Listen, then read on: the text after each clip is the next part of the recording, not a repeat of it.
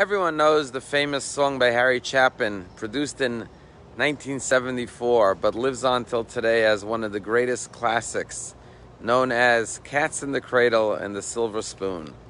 It's a song about a child who's longing for time with his father, but his father's too busy. And as the chorus goes, when I grow up, I'm going to be just like you. But unfortunately, the child does grow up to be like his father, and when his father is old, the son no longer has any time for his father. It's a tale of woe. In today's day, which is Father's Day, we think about that song, and we realize that the most important lesson of fatherhood is found in the very first communication of a father to a son, and it's all contained in one word. It's the story of Isaac walking with his father Abraham to the Mount Moriah, and he turns to his father and he says, "Father," and Abraham says to Isaac, "Hineni, here I am." And in that one word, "I am here for you, my son," the Torah teaches us the most important lesson of fatherhood, and that is to be fully present for your child. The greatest gift a parent can give their child is not presents, which are gifts, but presence with a C. Hineni, letting your child know that you are always fully present for them, as Abraham tells his son, Hineni. The very first word ever spoken from a parent to a child, recorded in the Torah. Today's Torah portion, Balak, we read about the Gentile prophet who attempts to curse the Jewish people. And one of the most beautiful blessings comes out of his mouth that we say every day: "How goodly are your tents, O Jacob, your dwelling places, Israel." And the question is, what's the difference between a tent and a dwelling place? And the answer is obviously, a dwelling place is permanent. A tent is temporary. And spiritually what this means is that there are some righteous people who build a dwelling place for God, a permanent, constant structure.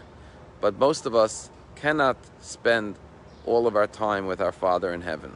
But what we do is we build tents, temporary structures. We take time out of our day to pray. We take time out of our day to study Torah, to connect with God.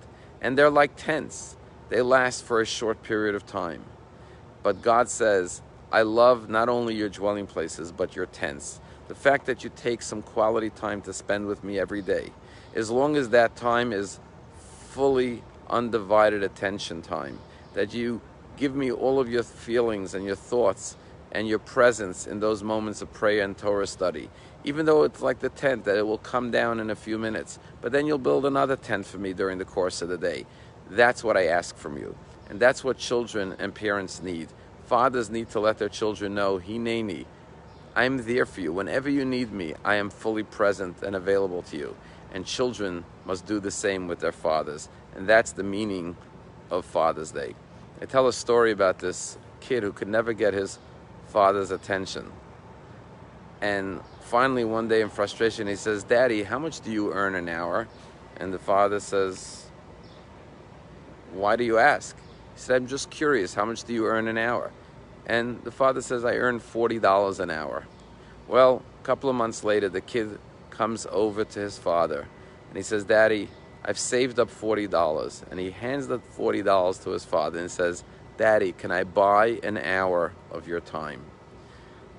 On Father's Day, let us spend time with our fathers and with our children. But remember that it's not just for one day a year, but it's making time each and every day to connect, even if it's just for a few moments, with our Father in heaven and with our Father on earth. And as long as the time we spend is meaningful, quality, undivided attention time, then we will be fulfilling the very first word of the very first father to the very first son in the Torah when he says, Hineni, here I am. Have a wonderful Father's Day.